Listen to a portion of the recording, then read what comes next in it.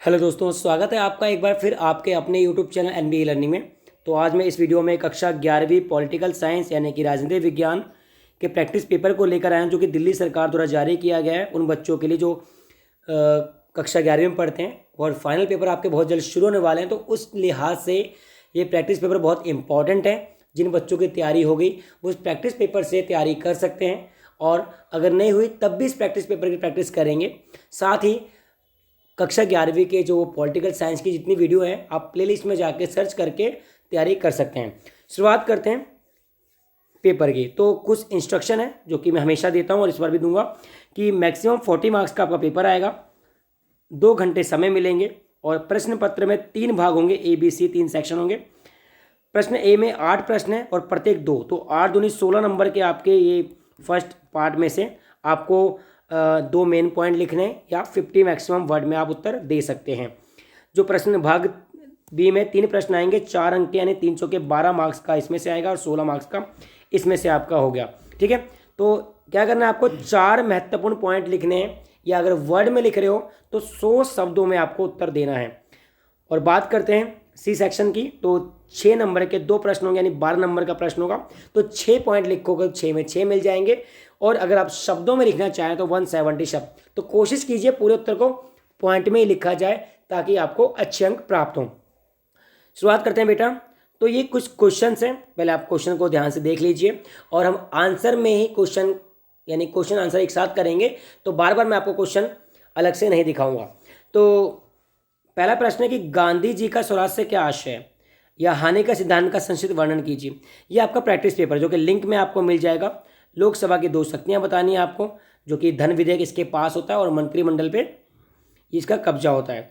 ठीक है, Immanuel Kant के विचार बताने हैं आपको। लोकसभा सदस्य होने के एक प्रत्याशी की योग्यताएं कि भाई 25 साल का होना चाहिए, भारत का नागरिक होना चाहिए, दिवालिया नहीं होना चाहिए, और वोटर लिस्ट में उसका नाम होना चाहिए। तो इन सभी प्रश्नों के उत्तर हम देखते हैं प्रश्नों के साथ। तो ध्यान से वीडियो को अंत तक देखें। वीडियो पसंद आती है लाइक और शेयर जरूर करें, साथ में अपने साथी के साथ भी शेयर करेंगे। तो पहला प्रश्न है, गांधी जी का स्वराज से क्या आशय है। उत्तर की ओर बढ़ते हैं बेटा। सेक्शन ए के प्रश्न शुरू हो गए। तो पहला प्रश्न है, गांधी जी के स्वराज से क्या आशय है। स्वराज होता है खुद का राज, स्वयं का राज। क्या होता है, स्वयं का राज। तो देखते हैं महात्मा गांधी के इस प्रश्न का उत्तर क्या दिया है दिल्ली गवर्नमेंट ने। स्वराज का आशय अपने ऊपर अपना राज। तो 1 पॉइंट हो गया बेटा, स्वराज्य का आशय अपने ऊपर अपना राज। गांधी जी ने स्वराज्य हिंद में इसके विषय में लिखा है, ये पॉइंट नहीं बनेगा। गांधी जी के अनुसार जब हम स्वयं पर शासन करना सीखते हैं तभी स्वराज। तो 2 नंबर का पॉइंट है, तो 2 क्वेश्चन हो गए, और 2 पॉइंट आपने लिख दिए तो 2 नंबर आपको मिल जाएंगे। लेकिन आप वर्ड में लिखना चाहें तो भी अलग बात है कि पहला स्वराज्य का आशय अपने ऊपर राज करना है। गांधी जी के अनुसार जब हम स्वयं पर शासन करना सीखते हैं तभी स्वराज्य। स्वराज केवल स्वतंत्रता ही नहीं है, बल्कि ऐसी सभी संस्थाओं से मुक्ति भी है जो मनुष्य को मनुष्यता से वंचित करती है। और गांधी जी का मानना है कि स्वराज के फलस्वरूप होने वाले बदलाव न्याय के सिद्धांत से निर्देशित होकर व्यक्तिगत सामूहिक दोनों तरह की संभावनाओं को अवमुक्त करते हैं। यानी कि जब किसी भारी सरकार का, संस्था का या भारी देश का कब्जा ना हो तो उसे हम स्वराज कहेंगे। तो 2 पॉइंट लिखना हो तो कैसे लिखोगे कि स्वराज्य का आशय अपने ऊपर राज, और गांधी जी के अनुसार जब हम स्वयं पर शासन करना सीखते हैं तभी स्वराज है। और स्वराज केवल स्वतंत्रता नहीं बल्कि ऐसी संस्थाओं से मुक्ति भी है जो मनुष्य को स्वतंत्रता से वंचित करती है। तो ये आपके पहले प्रश्न का उत्तर है, वर्ड्स में भी, और पॉइंट मैंने आपको बता दिए क्या क्या आप लिख सकते हैं। अगले प्रश्न की ओर बढ़ते हैं। प्रश्न नंबर 2 है कि हानि के सिद्धांत का वर्णन कीजिए। ठीक है, हानि का सिद्धांत क्या है। स्वतंत्रता का हानि का सिद्धांत है बेटा, स्वतंत्रता वाले चैप्टर में। तो हानि के सिद्धांत का अर्थ लिखना है, 1 नंबर पॉइंट मिल जाएगा कि किसी के कार्य करने की स्वतंत्रता में व्यक्तिगत या सामूहिक रूप से हस्तक्षेप करने का इकलौता लक्ष्य आत्मरक्षा है। यानी आपको कुछ भी बोलने की आज़ादी है, कुछ भी करने की आज़ादी है, लेकिन आप किसी को भला बुरा कह रहे हो, किसी के साथ गलत कर रहे हो तो आपको आज़ादी नहीं है। इसे हानि का सिद्धांत कहा गया है। तो किसी के कार्य करने की स्वतंत्रता में व्यक्तिगत या सामूहिक रूप से हस्तक्षेप करने का इकलौता लक्ष्य आत्मरक्षा है। 1 पॉइंट हो गया, 1 नंबर मिल जाएगा। सभ्य समाज के किसी सदस्य की इच्छा के खिलाफ शक्ति के औचित्यपूर्ण प्रयोग का एकमात्र उद्देश्य किसी अन्य को हानि से। कि सरकार किसी की स्वतंत्रता में तभी हस्तक्षेप कर सकती है जब वो किसी अन्य को हानि पहुंचा रहा हो। फॉर एग्जाम्पल, आपके पास गन है तो कोई बात नहीं, लेकिन आप गन से निर्दोषों को मार रहे हो तो ये क्या है, आप पे कार्रवाई हो सकती है। तो हानि का सिद्धांत कहता है कि किसी के कार्य करने के स्वतंत्रता में जब भी हस्तक्षेप करते हैं जब इकलौता लक्ष्य रक्षा का होता है, और साथ में समाज किसी सदस्य को तभी बैन करता है जब उसका उद्देश्य किसी अन्य को हानि से बचाना है। तो 2 पॉइंट लिखोगे 2 नंबर मिल जाएंगे, और वर्ड्स में लिखोगे तब भी 2 नंबर मिल जाएंगे। अगले प्रश्न की ओर बढ़ते हैं कि लोकसभा की किन्हीं 2 विशेष शक्तियों का, लोकसभा की ऐसे बहुत सारी शक्तियां हैं पर मेन 2 हैं कि धन विधेयक यानी वित्त विधेयक, आपको सपोर्ट में मिल जाएगा बहुत ईजिली, कि वित्त विधेयक केवल लोकसभा में ही पेश किए जाते हैं और वहीं संशोधित या अस्वीकृत कर सकती है। तो धन संबंधी विधेयक का पावर किसके पास है? लोकसभा के पास। और सेकंड महत्वपूर्ण पावर है मंत्रिपरिषद केवल लोकसभा के लिए, क्योंकि जो मंत्री बनते हैं वो लोकसभा के मेंबर बनते हैं, मेंबर ऑफ पार्लियामेंट से ही मंत्री, शिक्षा मंत्री, रेलवे मंत्री, स्वास्थ्य मंत्री, तो मंत्रिपरिषद पर केवल लोकसभा ही के प्रति उत्तरदायी होती है। अन्य कारण बताता हूँ आपको, कानूनों का निर्माण करना, संविधान का संशोधन करना, बहस करना, रूल को पारित करना, ये भी हो सकता है, लेकिन महत्वपूर्ण 2 बताने हैं तो 2 सबसे महत्वपूर्ण आप बताओगे। अगला प्रश्न, जनहित याचिका किस तरह गरीबों की हेल्प करती है? तो जनहित याचिका इंग्लिश में PIL बोलते हैं, पब्लिक इंटरेस्ट लिटिगेशन। तो कैसे मदद करती है? नंबर 1, ये किसी भी पीड़ित को न्याय दिलाने में सहायता करती है, किसी भी पीड़ित को न्याय दिलाने में सहायता करती है, लिख सकते हैं आप, न्याय दिलाने में सहायता करती है, ठीक है। और ये उन व्यक्तियों की भी हेल्प करती है जो स्वयं कोर्ट नहीं जा सकते, यह उन व्यक्तियों के लिए, उन व्यक्तियों या उन गरीबों की हेल्प करती है, मदद करती है जो स्वयं कोर्ट में नहीं जा सकते, और कोई अन्य व्यक्ति भी गरीबों के भले के लिए ये याचिका लगा सकता है। तो जॉली एलबी मूवी देखी होगी 1 और 2, इसी पर बनी हुई है। तो जनहित याचिका गरीबों की कैसे मदद करती है कि किसी भी पीड़ित को न्याय दिलाने में सहायता करती है, वह पीड़ित स्वयं न जाकर कोई और उसके बदले भी कोर्ट में केस डाल सकता है और सरकारी वकील उसको मिलता है। अगला प्रश्न चौथा, इमैनुअल कांट के अनुसार न्याय क्या है? इमैनुअल कांट के अनुसार न्याय हर मनुष्य की गरिमा होती है, ठीक है। तो 1 पॉइंट मिल जाए। अगर सभी व्यक्तियों की गरिमा स्वीकृत है तो उसमें एक प्राप्य होगा कि वे अपनी प्रतिभा के विकास और लक्ष्य की पूर्ति के अवसर हो। ये सपोर्ट में आपको सेम पॉइंट मिल जाएगा। तो ये महत्वपूर्ण पॉइंट, इसको लिख सकते हैं आप, इसको छोड़ के, और दूसरा इसको लिख सकते हैं। तो उनमें से यानी कि अगर सभी व्यक्तियों को, यहाँ से बेटा ये एक बन जाएगा यहाँ तक, और दूसरा यहाँ से यहाँ बन जाएगा। तो अगर सभी व्यक्तियों की गरिमा स्वीकृत है तो उनमें हर एक का प्राप्य ये होगा कि अपनी प्रतिभा के विकास और लक्ष्य की पूर्ति के लिए अवसर प्राप्त हो। और न्याय के लिए जरूरी है कि हम तमाम व्यक्तियों को समुचित बराबर अहमियत दें। तो इमैनुअल कांट ने न्याय को गरिमा के साथ जोड़ा, इज्जत के साथ जोड़ा है कि अगर व्यक्तियों की आप सम्मान करते हो, अगर हर व्यक्ति का आप सम्मान करते हो, चाहे वो मिस्त्री हो, चाहे वो करोड़पति हो, तो उसको अपनी प्रतिभा के विकास और लक्ष्य की पूर्ति के अवसर मिलेंगे। अगर एक मजदूर का आप सम्मान करोगे तो आप अपना काम बड़ी ईमानदारी से और बढ़िया करके दिखाएगा। तो यही है, गरिमा के साथ जुड़ा हुआ इमैनुअल कांट के अनुसार, और सभी व्यक्तियों की गरिमा स्वीकृत है, और मैं एक प्राप्य ये उनको ये इससे मिलेगा कि वे अपनी प्रतिभा का विकास और लक्ष्य की पूर्ति के अवसर प्राप्त होंगे। साथ में न्याय के लिए जरूरी है कि तमाम व्यक्तियों को समुचित और बराबरी की अहमियत दी जाए। प्रश्न नंबर 5 की ओर बढ़ते हैं कि लोकसभा का मेंबर बनने के लिए क्या योग्यता है? 4 लिखिए, मैं तो 10 लिख सकते हैं। सबसे पहले, कभी भी लोकसभा, राज्यसभा, प्रधानमंत्री, राष्ट्रपति, MLA, निगम पार्षद, तो पहला पॉइंट है कि भाई वह भारत का नागरिक हो, और दूसरा महत्वपूर्ण पॉइंट है वह पागल या दिवालिया ना हो। तीसरा, अदालत द्वारा अपराधी घोषित ना किया हो, और लाभपत्र, ये सभी में आ जाएगा। ये आपके जो 4 पॉइंट है वो लोकसभा, राज्यसभा, विधानसभा सब में आ जाएगा, लेकिन जो मेन है वो है 25 वर्ष। तो लोकसभा का मेंबर बनने के लिए 25 साल, राज्यसभा का है 30 साल, और राष्ट्रपति बनने की है 35 साल, राष्ट्रपति की 35 साल। नोट करना, तो लोकसभा का मेंबर ही PM होता है, तो PM बनने की उम्र 25 साल है, राज्यसभा का मेंबर बनने के लिए 30 साल, और राष्ट्रपति बनने के लिए 35 साल उम्र है। बाकी सब सेम रहेंगे। प्रश्न नंबर 6 की ओर बढ़ते हैं। समाजवाद के मुख्य सारोकार। तो समाजवाद वो होता है जो समाज के भले के बारे में सोचता है। वो कहता है कि सब कुछ समाज सरकार को दे दो और सरकार समाज को बराबर बराबर बांटे। तो समाजवाद असमानताओं के जवाब में कुछ राजनीतिक विचारों का समूह है, यानी कि असमानता को कम करने के लिए समाजवाद का कंसेप्ट आया। ये खासकर असमानताएं थी औद्योगिक पूंजीवादी अर्थव्यवस्था से पैदा हुई थी, यानी जो उद्योगीकरण 1780 में ब्रिटेन में शुरू हुआ, उससे ही ये जो क्या था असमानता पैदा हुई उसके बाद से बनी आ रही हैं। समाजवाद का मुख्य पॉइंट ये बन जाएगा 1 नंबर का कि समाजवाद का मुख्य सरोकार वर्तमान असमानताओं को न्यूनतम करना और संसाधनों का न्यायपूर्ण बंटवारा। तो आप लिखेंगे कि समाजवाद का मुख्य सरोकार क्या है बेटा? असमानताओं को न्यूनतम करना, असमानताओं को कम करना और संसाधनों का न्यायपूर्ण बंटवारा। 1 नंबर मिल जाएगा लिखते ही, ठीक है। हालांकि समाजवाद के पक्षधर पूरी तरह से बाजार के खिलाफ नहीं होते, लेकिन वे शिक्षा, स्वास्थ्य जैसे आधारभूत क्षेत्रों में सरकारी नियमन, नियोजन, नियंत्रण। तो आप लिख सकते हैं कि समाजवाद शिक्षा, स्वास्थ्य जैसे मूलभूत क्षेत्रों में सरकारी नियमन, सरकार के नियम के अनुसार हो, नियोजन हो और नियंत्रण का समर्थन करते हैं। तो 2 पॉइंट है, 2 नंबर जरूर मिलेंगे अगर आप 2 पॉइंट लिख कर आते हो परीक्षा में। आप वर्ड में मत लिख के पॉइंट में लिखोगे, टीचर को चेक करने में आसानी होती है और नंबर देने में आसानी होती है। प्रश्न नंबर 7 की ओर बढ़ते हैं। संविधान के 74वें एक संबंध किससे?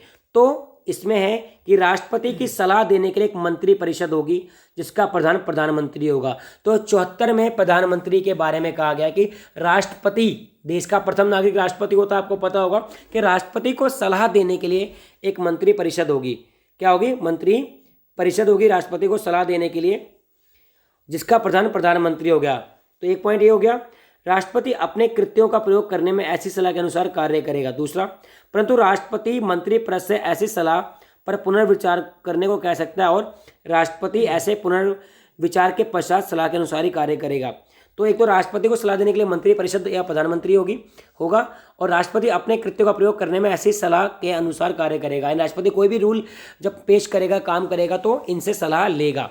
परंतु राष्ट्रपति मंत्री परिषद से ऐसी सलाह पर पुनर्विचार करने को भी कह सकता है।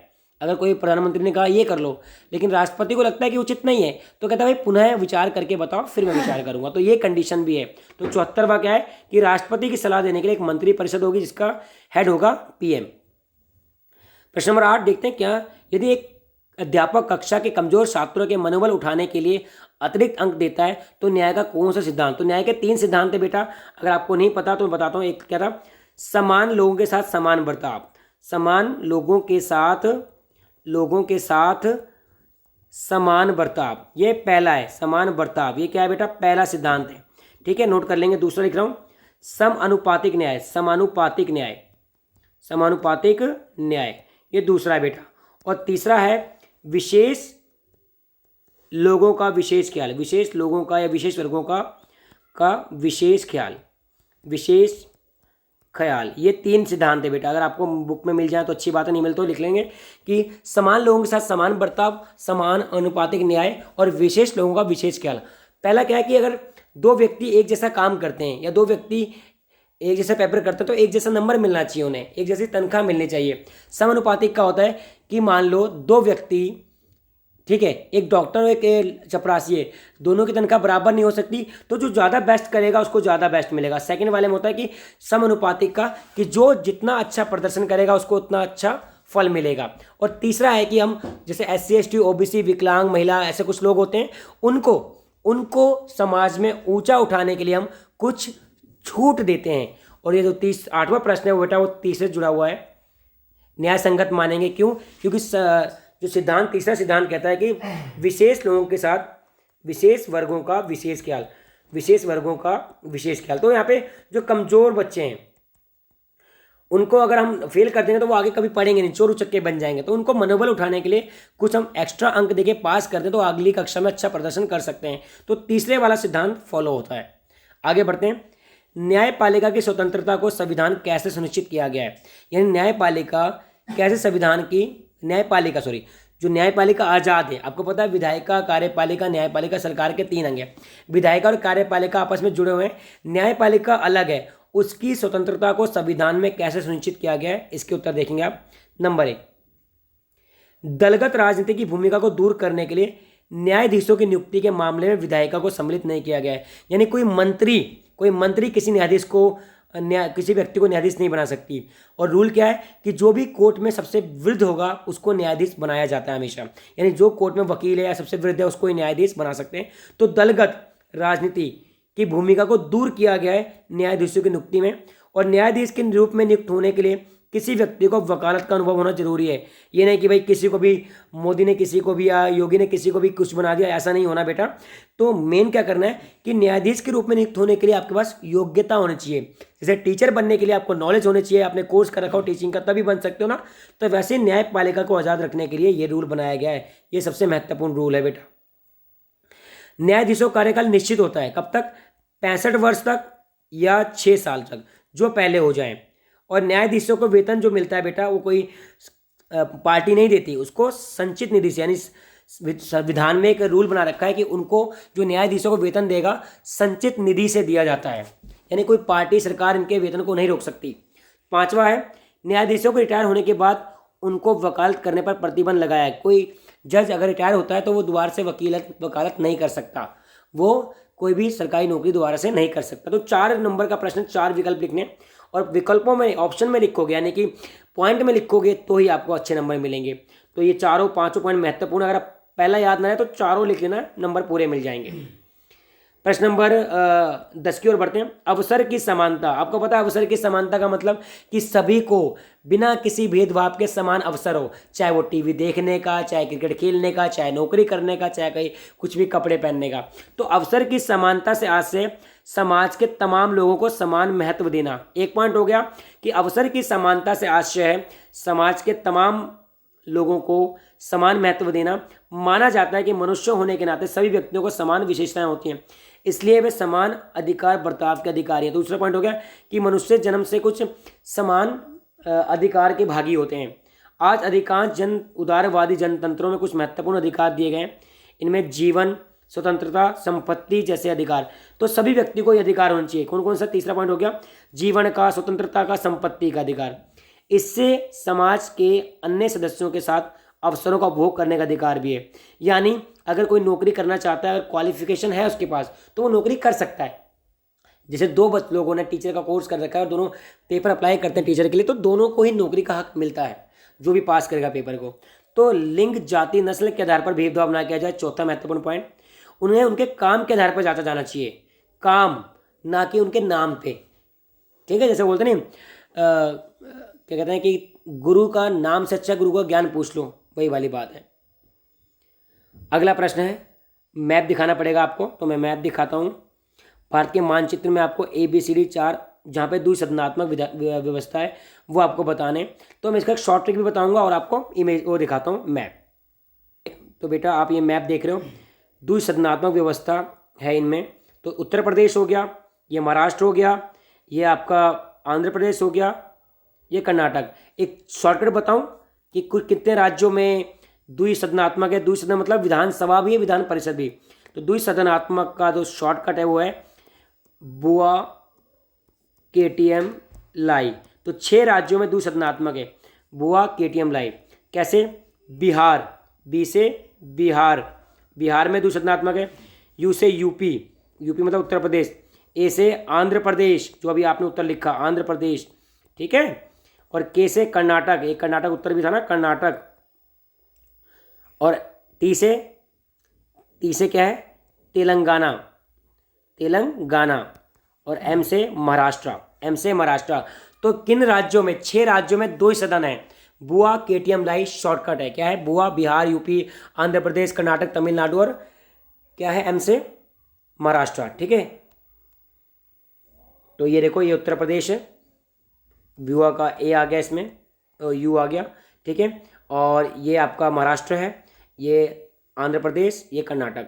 तो बुआ, KTM, लाई है इसका शॉर्टकट। अब प्रश्न क्या है? 12वां, सकारात्मक व नकारात्मक स्वतंत्रता में अंतर। तो आते हैं अंतर के बीच। तो बेटा ये 6 नंबर के प्रश्न है, आपको 6 पॉइंट लिखने पड़ेंगे। और एक और चीज़ बताऊं, जब भी पॉइंट लिखो इसमें तो आप बॉक्स बना के लिखना, सकारात्मक नकारात्मक, आपको 6 के 6 नंबर मिलेंगे।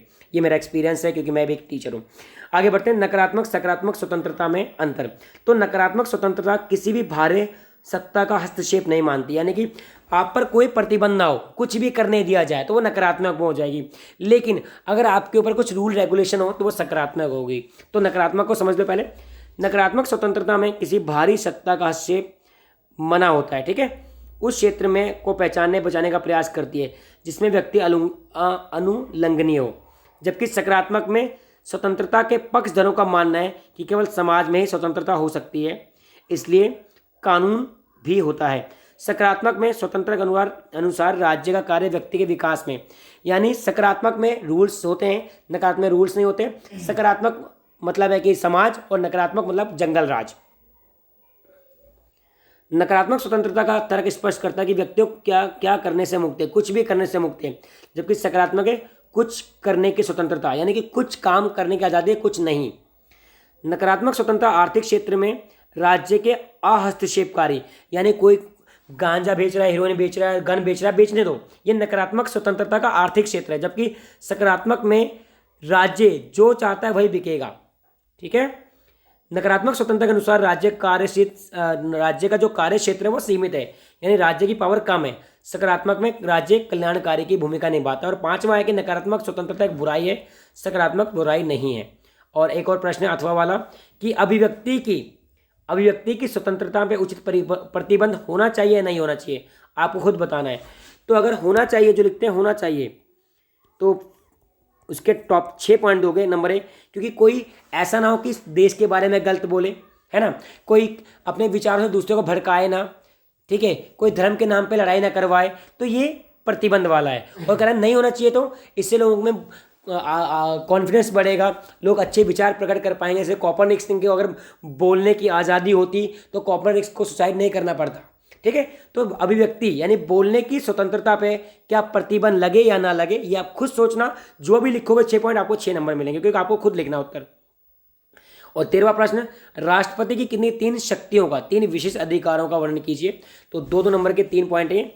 राष्ट्रपति मंत्री परिषद की सलाह को लौटा सकता है, यानी कि आपको पता है 74 में कहा गया कि राष्ट्रपति की सहायता के लिए एक मंत्री परिषद होनी चाहिए। तो एक उत्तर है कि राष्ट्रपति मंत्री परिषद की सलाह को लौटा सकता है और उसे अपने निर्णय पर पुनर्विचार करने के लिए कह सकता है। जब राष्ट्रपति को ऐसा लगता है कि सलाह में कुछ गलती या कुछ कमियां हैं और देश के हित में फैसला नहीं है, तो मंत्री परिषद को पुनर्विचार करने के लिए कह सकता है। तो राष्ट्रपति किसी भी रूल्स को या किसी भी सलाह को पुनर्विचार करने के लिए वापस कर सकता है। महत्वपूर्ण पावर है इसकी। सेकंड पावर, राष्ट्रपति के पास वीटो पावर है, निषेध अधिकार है, जिसमें वह संसद में द्वारा पारित धन विधेयक को स्वीकृति देने में विलंब कर सकता है या स्वीकृति देने से मना, यानी धन विधेयक को छोड़कर राष्ट्रपति किसी भी रूल्स को मना कर सकता है, केवल धन विधेयक को मना नहीं कर सकता। तो ये सेकंड वीटो पावर। और तीसरा है कि विशेष अधिकार कुछ और हैं, जैसे अनुच्छेद 352, 356 और 360। ठीक है। तो तीसरा है कि विशेष राजनीतिक परिस्थितियों में राष्ट्रपति प्रधानमंत्री को नियुक्त करता है और अपनी संसदीय व्यवस्था में लोकसभा के नेता को प्रधानमंत्री के रूप में नियुक्त करता है। साथ में कुछ महत्वपूर्ण कार्यों में राष्ट्रपति के पास सारे पावर आ जाते हैं, जैसे कि अगर युद्ध हो जाए तो सारे पावर राष्ट्रपति के हाथ में आ जाएंगे, तो ये भी विशेष अधिकार है। अथवा मंत्री परिषद के रूप में प्रधानमंत्री की भूमिका। तो प्रधानमंत्री क्या काम करता है, लिख सकते हो आप मोदी को देख के। मंत्री परिषद का निर्माण करता है, यानी कि बहुत सारे मंत्रियों का चयन करता है, विभागों का बंटवारा करता है, भाई तू रेलवे संभाल, तू शिक्षा संभाल, तू स्वास्थ्य संभाल। मंत्री परिषद का पुनर्गठन, यानी एक मंत्री परिषद बना दी और लगा ये मंत्री ठीक से इस पद पे काम नहीं कर रहा, उसका बदल सकता है। मंत्रिमंडल का अध्यक्ष होता है, भाई पीएम सभी मंत्रियों का हेड होता है। राष्ट्रपति और मंत्रिमंडल के बीच संदेश का आदान प्रदान, जैसे मंत्रिमंडल और राष्ट्रपति के बीच जो संदेश है वो आदान प्रदान प्रधानमंत्री करता है। सदन का नेता होता है, सरकार का मुखिया होता है। ठीक है। तो 7 पॉइंट बता दिए, 6 आपको याद करने हैं। और कमेंट करके जरूर बताएं कि वीडियो कैसी लगी। मैंने पूरी कोशिश करी है अपने ज्ञान और विवेक के साथ आपको बेस्ट से बेस्ट आसान शब्दों में समझा सकूं। तो एनबी लर्निंग से जुड़े रहिए, बहुत जल्द आपको और वीडियो मिलेंगी ताकि आपकी परीक्षा अच्छी हो। एनबी लर्निंग से जुड़ने के लिए बहुत बहुत धन्यवाद।